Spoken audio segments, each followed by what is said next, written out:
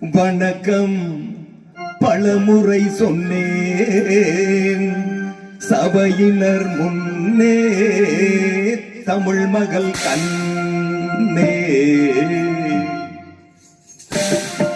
வணக்கம் பலமுறை சொன்னேன் சபையினர் முன்னே தமிழ் மகள் கண்ணே.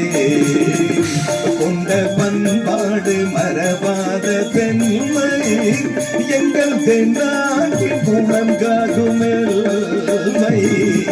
வணக்கம் பலமுறை சொன்னேன் சபையினர் முன்னே தமிழ் மகள் கண்ணே.